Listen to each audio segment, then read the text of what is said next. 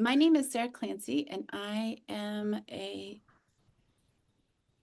I'm the Assistant Director for Community Services here at the Institute for Human Development here at Northern Arizona University. And one of the projects that I get to be a part of is PATHS, or providing accessible training and home support for parents with ID or intellectual disabilities. Today is our second session, and we're going to be focusing on the individualization of care. And we'd love first to welcome everybody and thank you for joining us. We'd really like to know what programs you're working for and what areas or where you're serving people. So if you could please place your name in the chat and what home visiting program you're working with and how long you've been a home visitor. We'd love to just kind of get to know you a little bit. And then we also would like to know if you have any family members who have intellectual disabilities. So feel free. And I'm actually going to stop sharing something because there's one in the chat. Hi, Louisa. I think I met you at our Disability Resource Fair, and we're glad you're here. Maddie. Oh, hi, Jennifer. You're from Family Spirit. That's great. Are you here in Arizona?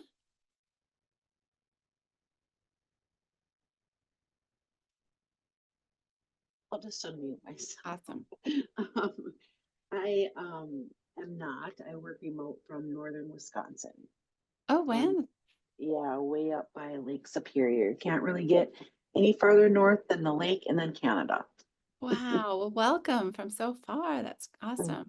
Thank you. Yeah. And hi, Sarah. It's great to see you in Baltimore. Wow. Family Spirit in Phoenix, and Valerie in Fort Defiance. Wonderful. Thank you all for being here. We're hoping to expand this, and it looks like we're able to. Today we have two presenters with us that I'll introduce in a second. I just want to take a second to thank our partners who are helping us with this project. The Arizona Developmental Disabilities Planning Council, or ADDPC, is our funder, and they've given us a generous grant to be able to produce these trainings and provide them for people who are working with parents in their homes. We're from the Institute for Human Development at Northern Arizona, and we'd like to thank all the support we get from our coworkers here. We also, part of this project, we have two advisory boards. One is a home visiting supervisor advisory board. So we've worked with supervisors from different home visiting programs, specifically Nurse Family Partnership, Healthy Families, and Parents as Teachers. And they've looked through our slides and given us feedback. And our other advisory board is our parent advisory board. And we have three wonderful parents that help us with that today. Kiana Mayo is with us. During the last presentation, Kristen Howard was with us. And the third training coming up in a couple weeks, we'll have our third advisory board member. And then in the previous year's grant, we were able to interview home visitors about their experiences working with parents with intellectual disabilities. And so that really informed a lot of what we're presenting here as well. So I want to thank all of them. Our team here at the Institute for Human Development is made up myself, Nicole Rambo, who will be one of the co-presenters today. She's an occupational therapist that's worked extensively in EI, or early intervention, and has traveled far and wide across northern Arizona and the Navajo Nation to provide in-home services for kids 0 to 3. Michelle Lee isn't here with us today, but she's one of the evaluators on the project. Greta Cruiser is our research assistant. Maggie Brockman is a student with us that's been working and helping us with everything. And then Nicole Stone and Alex Dickman are behind the scenes. So with that, I'd like to introduce Nicole and Kiana Mayo, who are our presenters today, and let them share a quick background about themselves. So, Kiana, if you'd like to go first, go ahead. Sure. Hi, my name is Kiana Mayo, and I am also a parent and with intellectual disability disorders, which I also have a family that also have cognitive disabilities. And I'm also a self-advocate, and I wear many hats. I sit at different tables, and this is a part of my life. and Kiana's the mother of two wonderful sons and two grandsons, and you're coming to us from Connecticut, right, Kiana? Yes, I'm coming from East Hartford, Connecticut, It's great. We're so lucky to have you with us. and I'm glad to be here. Thanks. And I'm Nicole Rambo. Like Sarah said, I'm an occupational therapist, and I've worked in Northern Arizona for almost a decade and worked in the schools, in homes, and I've loved the world of early intervention and working with families in the home with little ones. So that's a little bit more of my background. And with that, we can go ahead and get started. So we do have a few learning objectives for today. I'll first review the highlights of our first training. And I'd love for you at the end of this to understand strategies to support individualization of care. We'll go into further detail of understanding what that really means for parents with ID. We'll identify best practices to build rapport or to build relationships with all families. And what I really want the audience to understand is some of the specific challenges that parents with ID may have with learning and what they might look like and come across to somebody who doesn't know that family as well. And really to stress the emphasis and the importance on getting to know a family and then really trying to problem solve how that family learns best. Next slide. So here are a few highlights of our first training. We were able to, actually, before I start going into this, I'd love for Maggie to put a PDF into our chat. This PDF has many links on it and resources that we will go through today. And some of these start with some of the highlights of our first training. So I see Maggie put that in there. So you guys are more than welcome to download it and look at it as we go or use it as a reference later. So in our first training, we introduced the concepts or the ideas of person-first language and plain language. With the help of Kiana, we really were able to make some changes to this particular PowerPoint to use plain language to make it a little bit more clear and concise so that the audience can understand quickly. And that will use person-first language. So when I say a parent or a person with ID, that's the idea of using person-first language. We defined the medical diagnosis of intellectual disability. We recognize that individuals with ID have difficulties with adaptive and intellectual skills.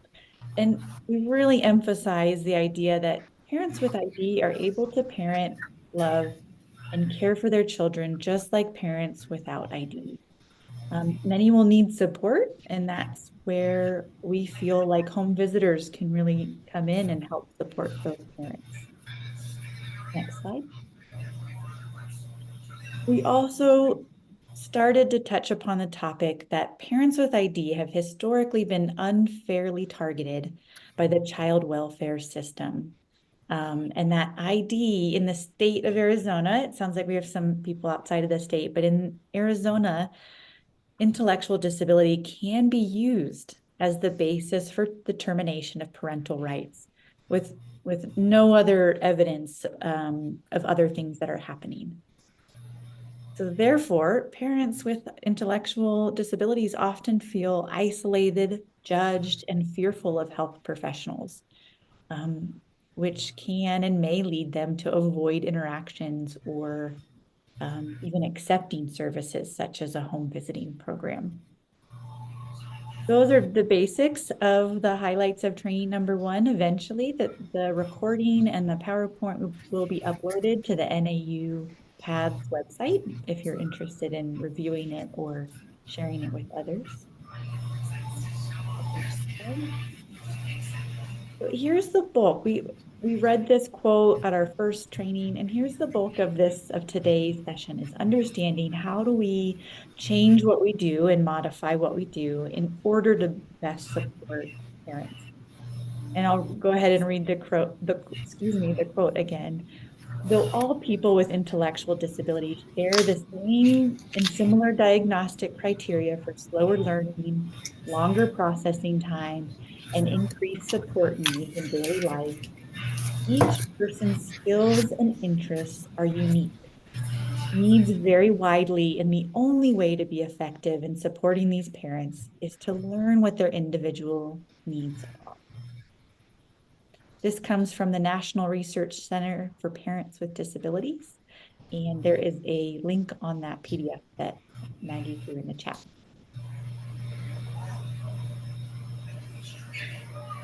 So I wanted to pose a question to the attendees here first. How do you get to know a parent and their family? What are some ideas or what are some things that you use to begin the relationship of your maybe home visiting program or your interactions? You can put it in the chat, or if you'd like to speak up, you're more than welcome to.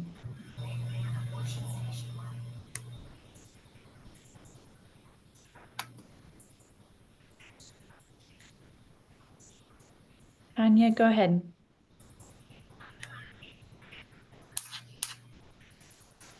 Hi, can you hear me? Oh, we can hear you now. Yep. Okay. All right. So here on Navajo, I work on the Navajo Nation. I work in Fort Defiance. And we work in about maybe an hour radius from our Tsahotsoa Medical Center, our local hospital.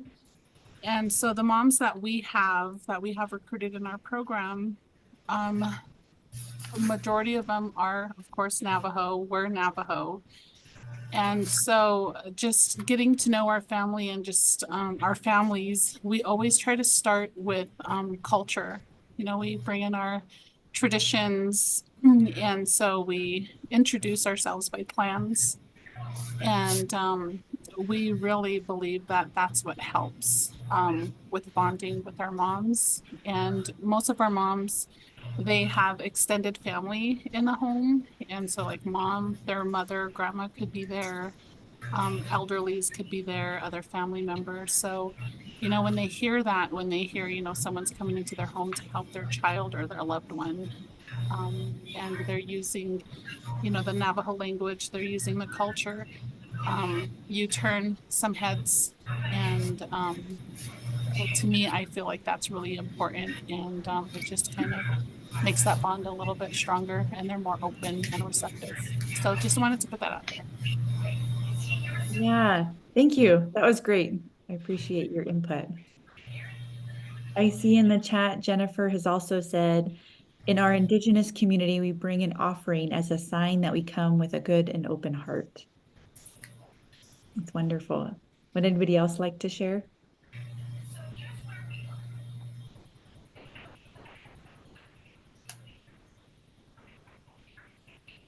Well, thank you for your input.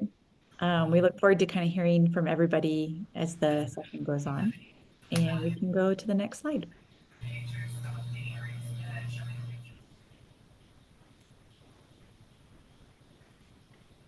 So first we'll focus on some of the best practices used and what we can use to build rapport or to build that relationship and that level of understanding with a family. The first bullet point is to treat parents as equals. The second one is to focus on the relationship. And 3 is to understand the best way to communicate. And I'll go into further depth to each one of these. Next slide. So first, treat parents as equals, and we want to really emphasize the ideas that parents are experts of their children.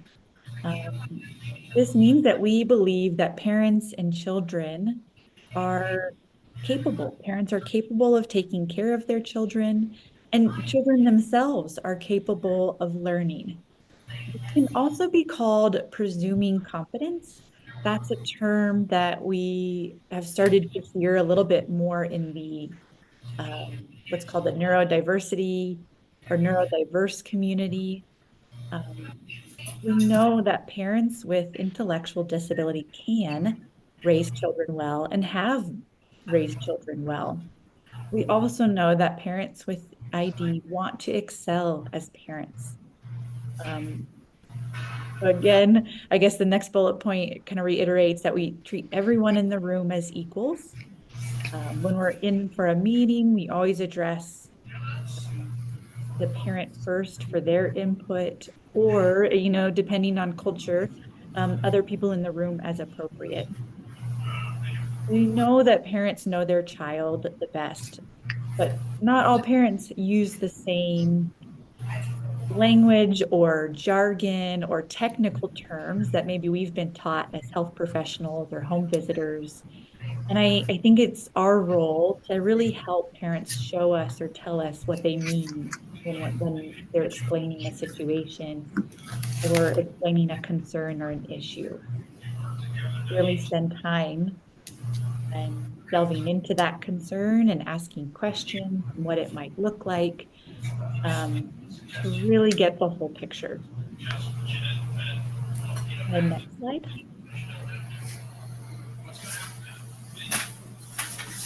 The second part of this is really focusing on the relationship. And the first component of that is to take time to get to know the family.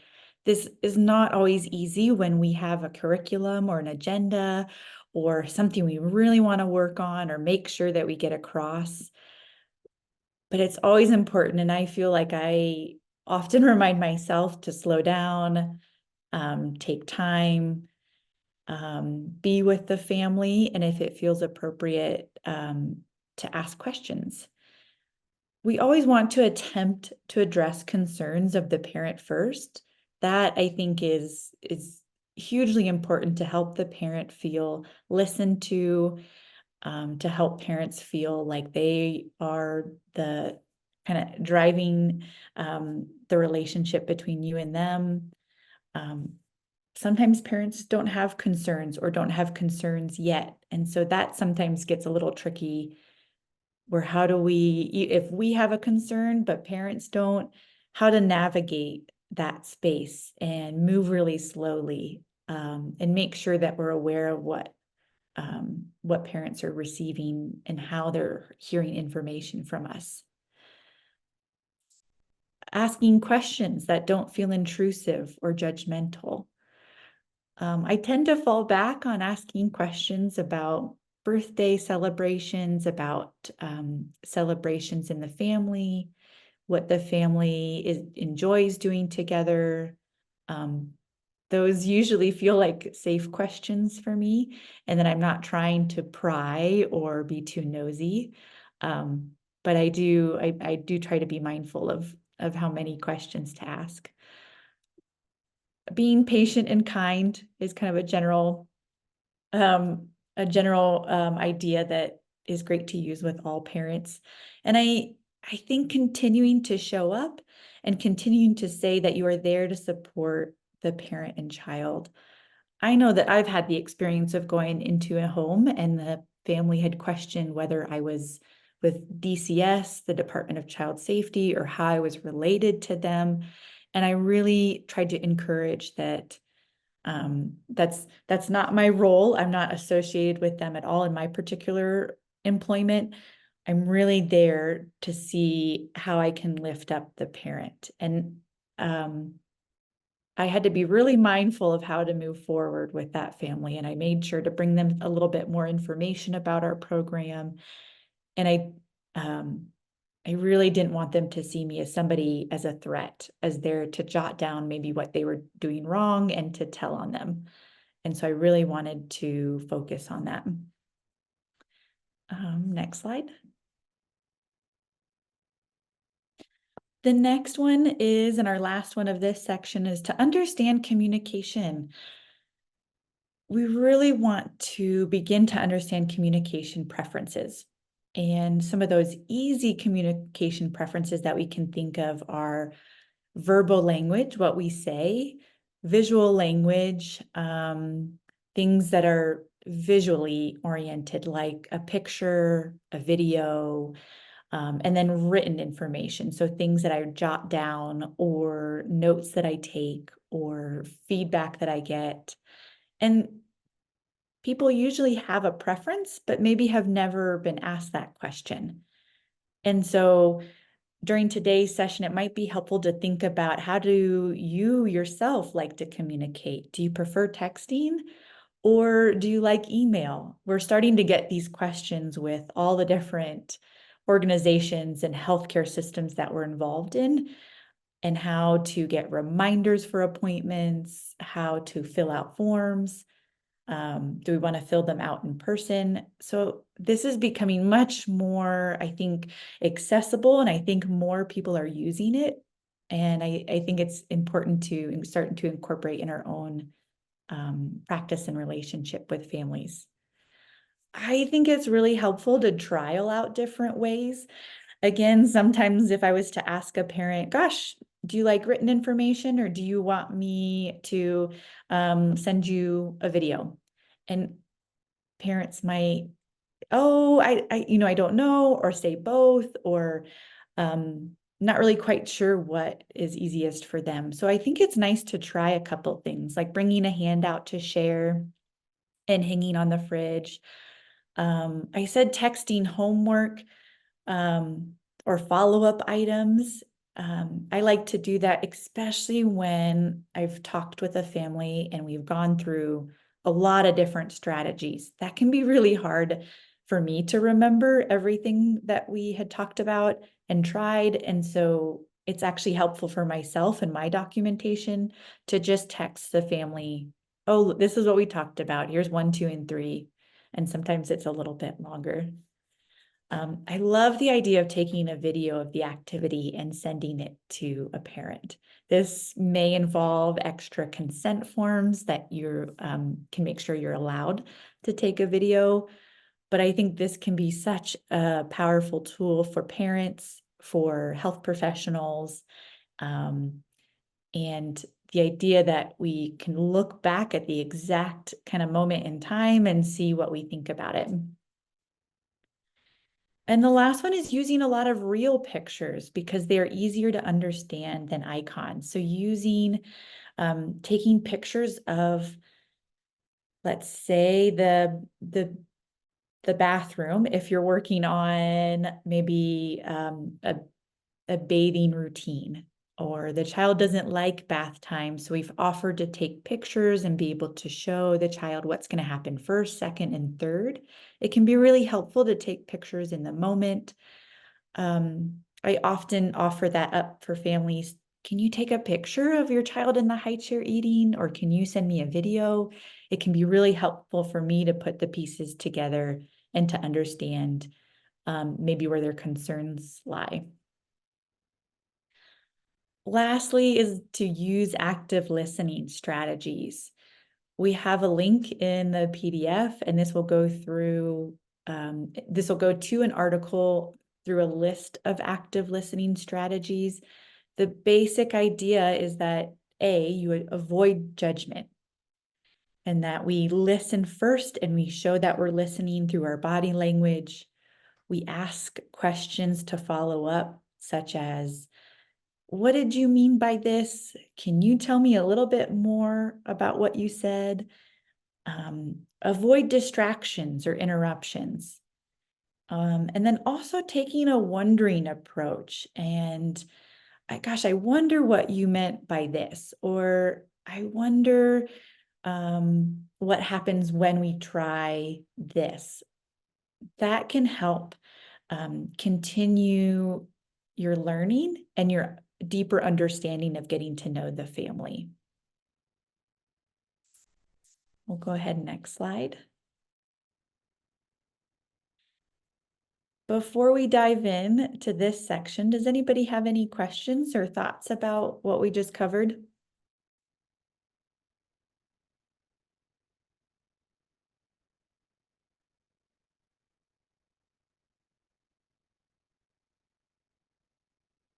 All right, so we're going to go through some scenarios next and really try to, I guess, give examples of when parents with ID might have difficulties with the following kind of 4 areas: difficulties generalizing information or understanding in the same information and applying it to different scenarios, slower processing time, being able to plan ahead, and then having what is termed, I guess, internal motivation or self-direction. We want to really kind of emphasize that these are true cognitive difficulties. These are not attributes of someone's personality, but we want to see if we can have an example and see what it might look like to help people start to understand what they might be feeling when they go into a home and they, maybe run into difficulty with the family. So let's get into it. And I have a couple more caveats at the end. Next slide.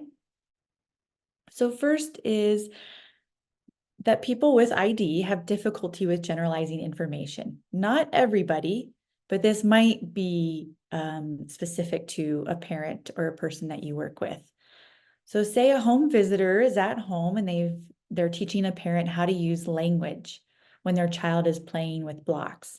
The parent learns this skill and uses it every time when their child plays with blocks. That's great. They're learning and they've used this strategy successfully. Then the home visitor goes to the park with the parent, and when playing in the sandbox at the park, the parent doesn't use the same skill set or struggles to use the same skill set to model language. Sometimes we interpret this or we perceive that, gosh, this parent just forgot, or maybe they weren't really paying attention, or maybe they just have difficulty remembering what I said. And this is not accurate. And so we really want to try to show examples that, oh, this is what it feels, or this is how I'm perceiving this situation, but maybe there's really something else going on. Next slide.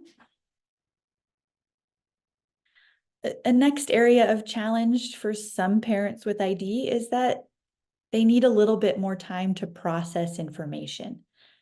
So say a home visitor asks the parent a question about their child's development, such as, when did your child start rolling? And the parent does not respond for a while or looks away. This can feel, or we can perceive it as, oh, this parent is dismissive, they're ignoring me. It can look like the question was not understood or maybe even heard in the first place.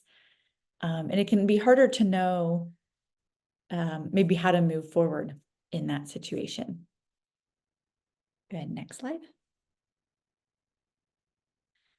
The next area of challenge is difficulty with planning ahead. So this example is a parent of an infant consistently runs out of formula before mom's next trip to the grocery store. When this happens, she calls a family member for help at the last minute.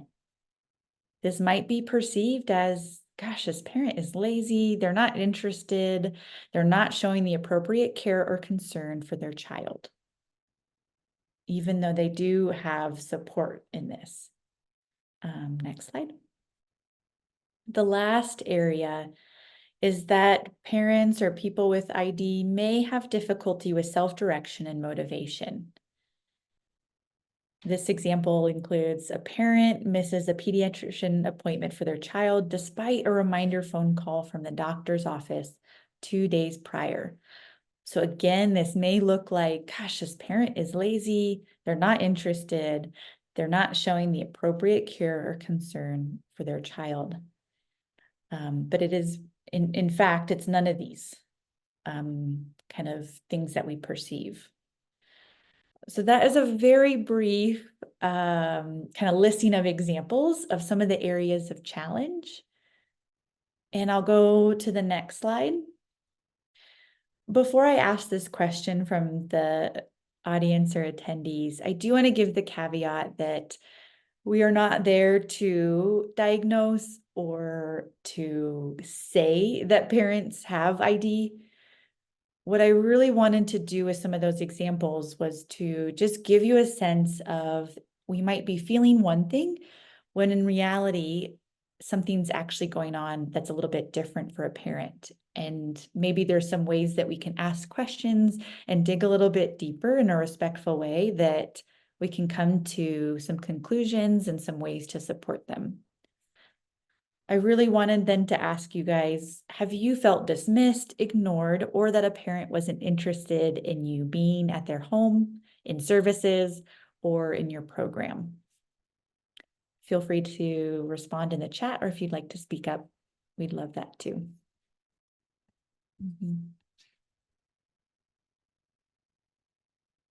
Yeah, Tanya says yes.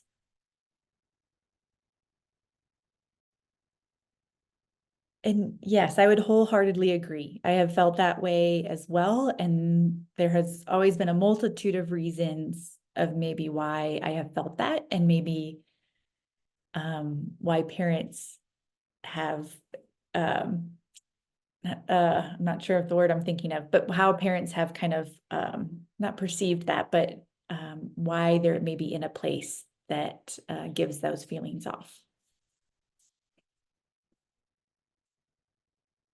All right, go ahead. Next slide. So now I'm going to turn it over to Kiana.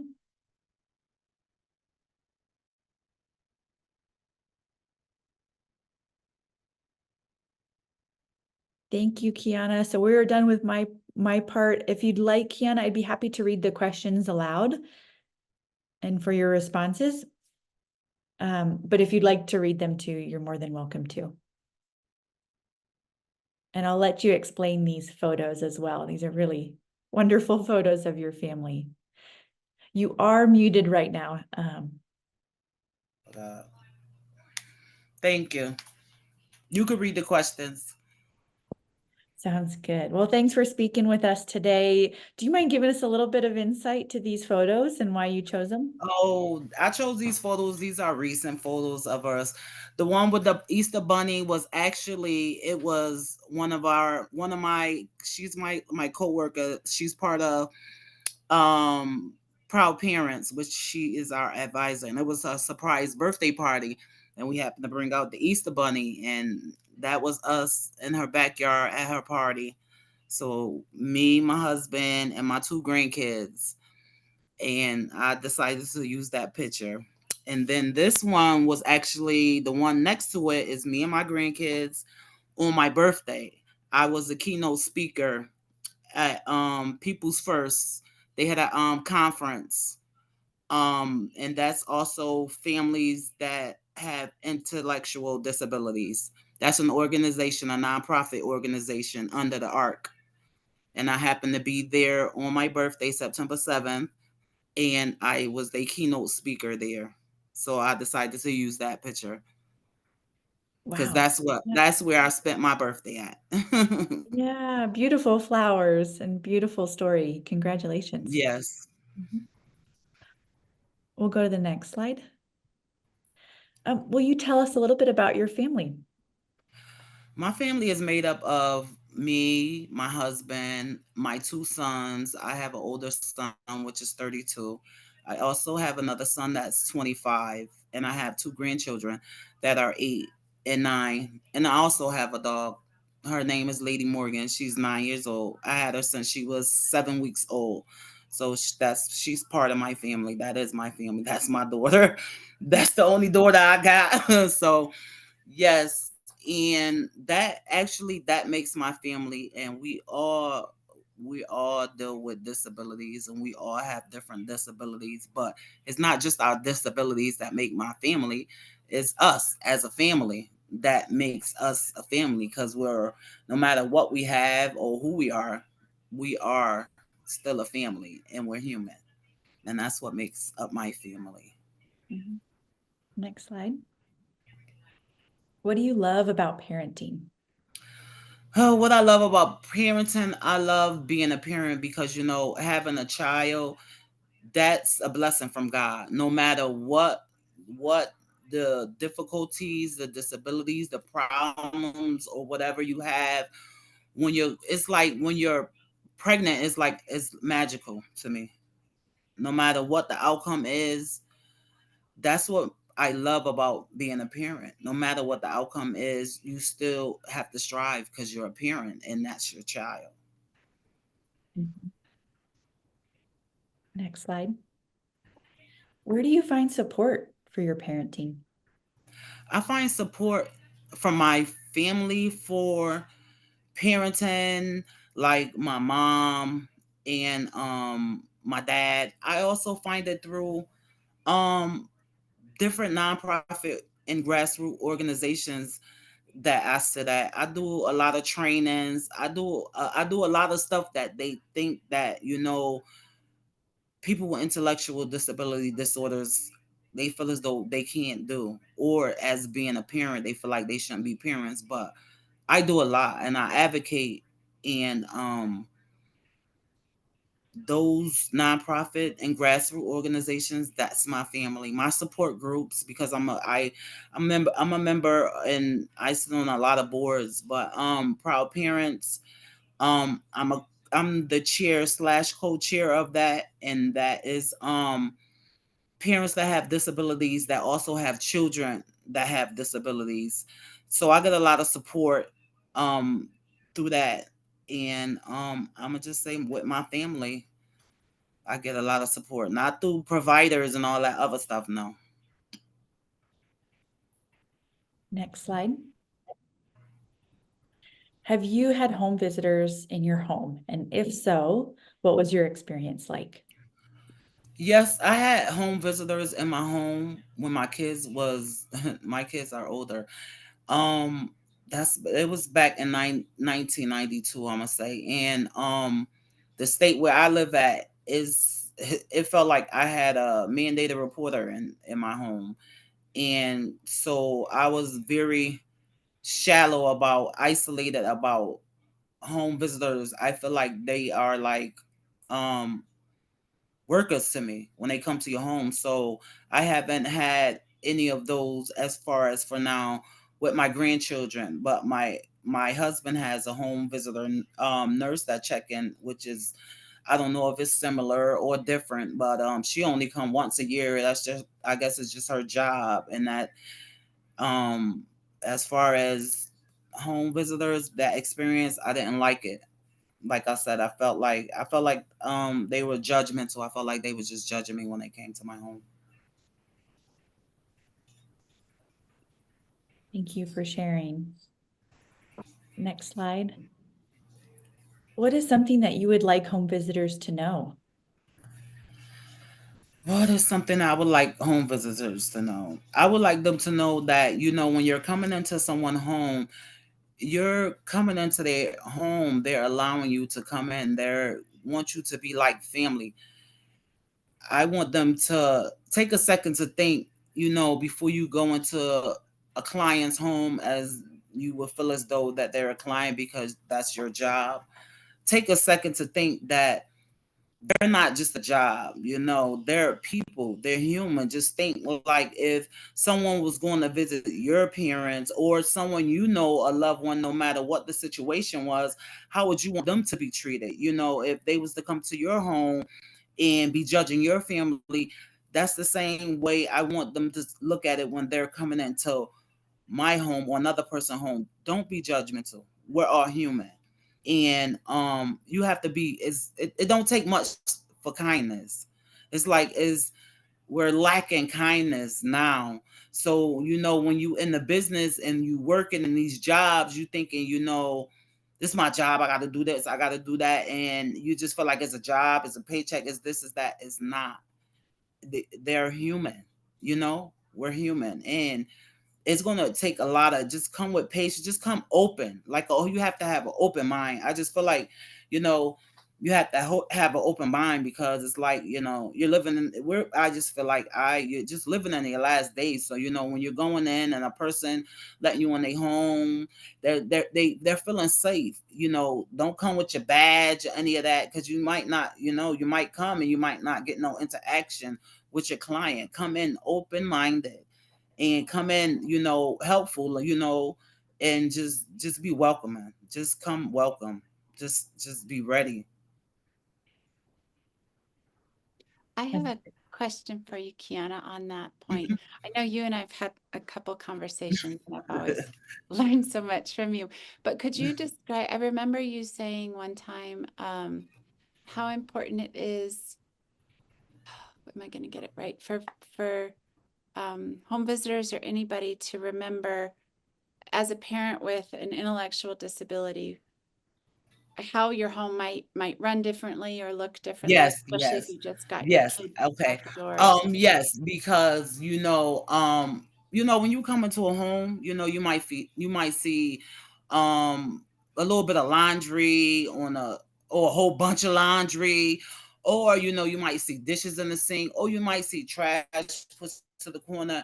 Don't come in feeling like, oh, let me jot this down or let me write this down, like you a mandated reporter. Just jump in like you family and just interact with the person. Don't make the person feel isolated, because if you come in like stuck up and like, you're not gonna get anything. It's not gonna work. It's not gonna work out for you. And I just feel like, some days is good days and some days aren't good days. Like, that laundry, it could be clean, it could be sitting there, but we like everyone else, we're human.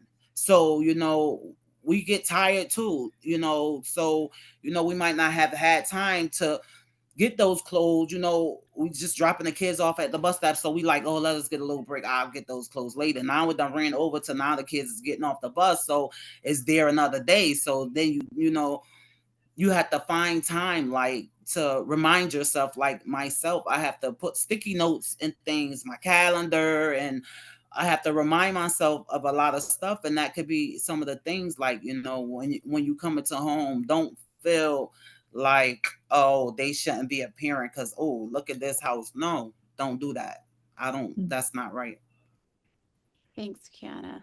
It's great. You're welcome. Go ahead, next slide. And then to bring it around to some of the topics that we talked about earlier, what is your favorite way of communicating? And So sorry. My favorite way of communicating is verbal, visual, written. I even like people to, sometimes you have to say it a couple of times for me to get it. You might say something and you might feel like the person is ignoring you. They're not. It's just our way of, I'm not different. I'm human, just like everyone else. It's just the way that we take in things. We take our time. So I don't want them to feel like it's a rush process, because it's not a rush process. And it's like, a lot of plain language. Like, it's like, talk, like, take your time. It's like I said from the beginning, like, if this was you was talking to someone in your home, no matter what the situation is, no matter who the person is, you talk to them kindness. And if you feel like you got to slow down or you got to repeat yourself, then I feel as though that's what you have to do. yes, great input. And you mentioned you put sticky notes in your calendar. And Yes, I put sticky notes. I use my calendar, and even with the doctors, they want to send you alerts 2 days. No, no, no. You have to send one a day or probably the day of, and still remind me, because I still forget. I have so much stuff going on that I need these reminders, and these reminders are good for me, and they help me a lot with that, with the sticky notes, the calendar alerts, and everything. Mhm. And Yeah, I was go ahead, wondering. Sarah. Go ahead, Nicole. Sorry. I just wanted to share that, like, I use sticky notes and calendars, and so some of these tools can really be helpful for everybody. And I think that's what, Kiana, I love that you've kind of emphasized that we're all human and we've all got a lot going on. But thank you for your insight, and I'll pass it to Sarah. Well, thanks. I was just thinking, maybe would you be up for kind of going back through those 4 slides, Kiana, where we talked about some of the difficulties and how that might, what that might look like, or if somebody didn't know Sure. Yes. that a parent, and just kind of help us understand what your thinking is about those slides, and maybe ways we could Yes. approach them. Okay. So this is the generalizing information, and if there's one you'd like to talk about more than the others, then let me know. I can get that slide up. But just kind of how we use information in different environments, and not necessarily being forgetful or not paying attention, but sometimes applying information in different ways can be difficult. Yes, the parent learns this skill and uses it with their child whenever they play with blocks at home. And I could give input on that because, you know, when you go to the park, you might play different than how you play at home, because, you know, your home is your sanctuary. You feel safe at home. So outside is like different. You have to get you have to get used to the environment, and then you're getting used to the people that you're around. So yeah, it might seem like you're playing different outside than at home, but home is just safety. That's how I feel about that, with the playing with the blocks at home situation. So just kind of keeping in mind what it might feel like for a person in different environments, and how they might feel more judged or less comfortable or safer. Yes, yes, and don't treat them. And the main thing, they're not a kid. Please don't treat them like a kid. You might feel as though or look at them different. They're not a kid, and they don't want to be treated like a kid. They're independent, and that's how they want to feel, like they're independent. Don't make them feel like they're a kid or something. That's great. Yeah, very important to remember. How about the next one, slower processing? Just trying to Yes, recall. yeah. Mhm. The slower processing is very accurate, because, you know, people have they process is different than our process, because it could be a little faster, or however they feel like we might be a little slower and all of that, but we process it the same way. It just takes a little process, a longer process than other people, because I'm not going to say normal, because we're normal too. So I'm gonna say it just take a little longer process, but we get it. Oh, we get it. So yeah, it's just a slower process, and it's not even that slow. And I'm gonna say it again: don't treat us like we're kids, because we're not. If you're in a situation like that and a home visitor doesn't know you as well, or a parent as well, and that recall of the answer, it seems to be somewhat difficult, or taking a longer time, do you have recommendations or advice for? Yeah, like, you know, don't come in. I'm gonna say this: don't come in and be all on your phone, because, you know, when people be at work, they be all on their phone waiting for the hours or whatever. You have to interact. You know, you might have to pull out a pad. You know, write it down, or, you know, pictures. Pictures is a lot. It means a lot. Pictures and icons. It helps. It helps a lot to help the process. If you might seem like it's slow, to make it a little faster. Don't feel like, you know, you be done said something probably 3 or 4 times, and they ain't listening, or oh, we're listening, we hear you. But it just, you know, we'll come out and open up. We don't want to feel like we're rushed. We don't want to feel like we're just brushing us off. So yeah. Great. Thanks. And I'll, open it up to anybody who has questions about this. Kiana is very willing and open to answer questions. Yes. Well, the planning ahead, you and I had talked about this one with the formula, and just what somebody should keep in mind before thinking a parent is lazy or not interested, or, tips that how a home visitor might help support a parent who might have difficulty with planning ahead.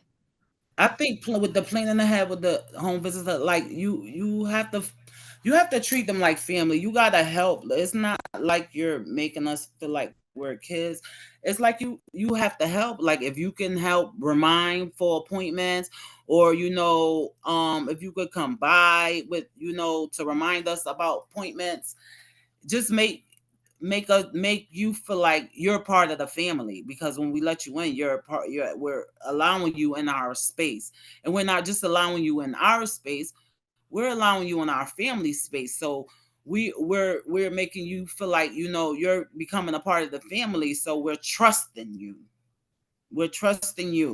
So you can always help with the planning, like reminders, text messages. And I know we had talked even about systems or strategies, like if you have a parent who's running out of diapers or formula to make marks on the container and help Yes, them, yes, remind them to call yes. somebody do you Yes, want to say more like with about the that? diapers, you right, with the diapers and the milk. Sometimes we we have so much to do, like them laundry and them dishes in the sink.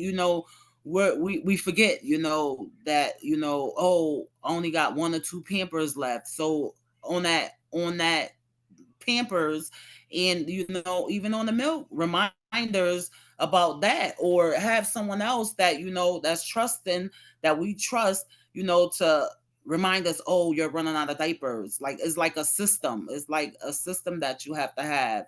It's like even having a chalkboard on your refrigerator, or one on your table. You have one for, this is what's for dinner, right on the chalkboard. Hey, I noticed that you only have 2 or 3 diapers left, and it's time to get some diapers. Or I see that your formula is running out.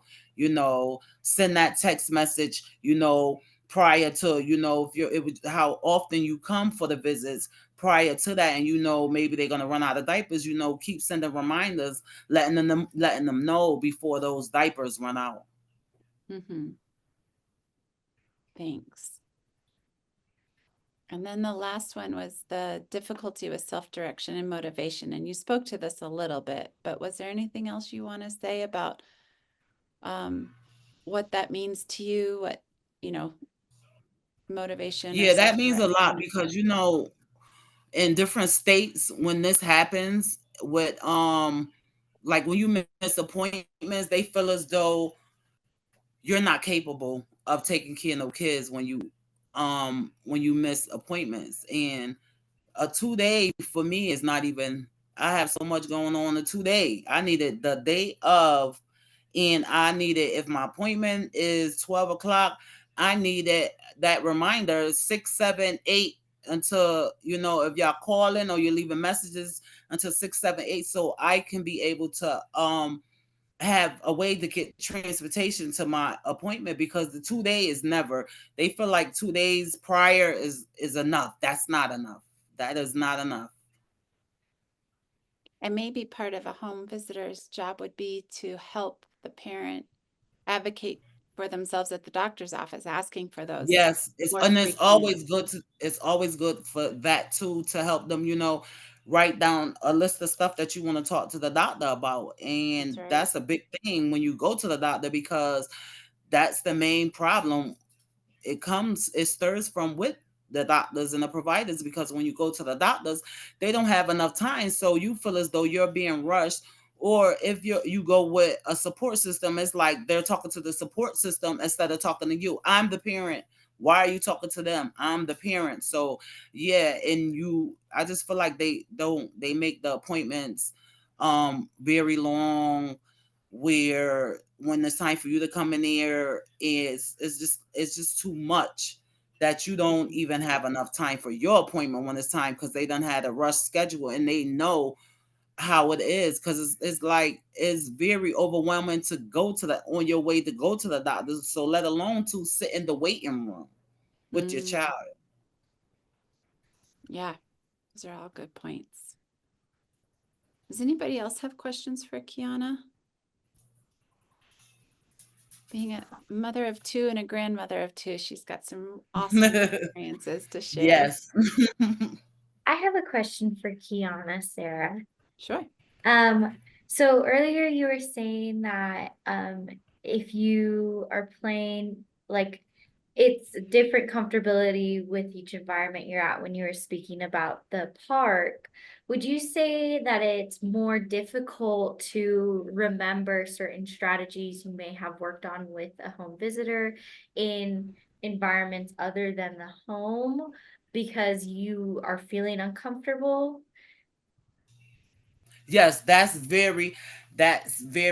was good because that's exactly what I was saying. Because you play different at home, but when you go into the park and there's a sandbox and stuff, and you play, it's like fun. So it's a different way of playing when you're at the sandbox than when you're at home. That's just like when you're at the beach, with the sandbox, it's different. It's like I don't free spirit. So it's like very different of how you interact at the beach. You don't want to feel like a kid when you're at the beach with the sandbox. You want to feel like, respect my boundaries. And if you see something wrong, don't approach like, oh my God, don't do that. Don't do that.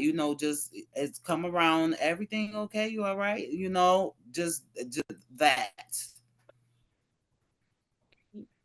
Thank you. You're welcome. Kiana, we're pretty much out of time, but is there anything else that you'd like to share with our group? Anything that you feel like we've missed or didn't cover? Yeah. Um, I think I covered everything, but I want to say to them to have an open mind and be kind, respectful, and no badges. Don't come in there like you're a mandated reporter. And at the end of the day, is nothing about us without us. And one more thing, no acronyms, please. Please, plain language. That's my biggest thing is plain language. Plain language. Make it easy to understand, right? Yes.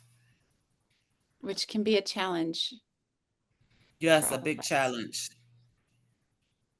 You're getting a lot of thank yous, Kiana. I don't know if you can see the chat, but you've got a lot of good feedback. So We've got one more training in this series on Tuesday, October 29th. This will be 12 p.m. Arizona time, which is Mountain Standard at this moment. So if you're on the Navajo Nation, it'll be 1 p.m. DST. We're going to really cover tools and resources, all the websites that we've been using, and maybe where to go for what types of things you may use as a home visitor or going into the home. And then our last slide will be our survey. And I'm going to have Greta, if you don't mind taking a moment. Yeah, hey everyone. So if you scan the QR code on the screen with your phone, I will also later send a link out in case you don't want to mess with that. But the survey, it's real brief. It shouldn't take you more than 5 minutes, if that. And the feedback that we receive on these trainings is really important and valued to us. We truly look at every single response, which are anonymous, by the way. We look at every single response when we're wanting to improve our next iteration of the training. So yeah, your feedback is really valued.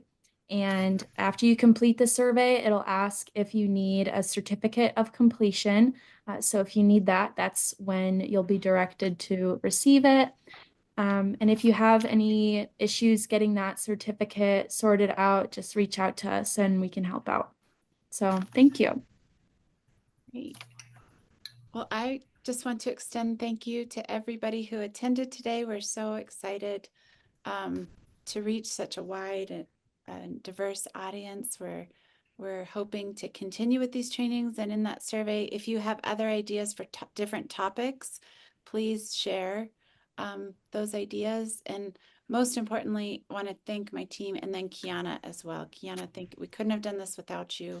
Thank you for And we're having just me. so grateful to have you taken time today. So if anybody needs to stay online for other questions or wants to reach out, please do so. We're here. We'd love to get your ideas and yeah. hear what you have to share with us. So thanks, everybody. Have a good day. Yeah, Bye. thanks everybody. Thank you, You Kiana. too. Yeah. Bye. Thank y'all. Thanks, Kiana. Thank you.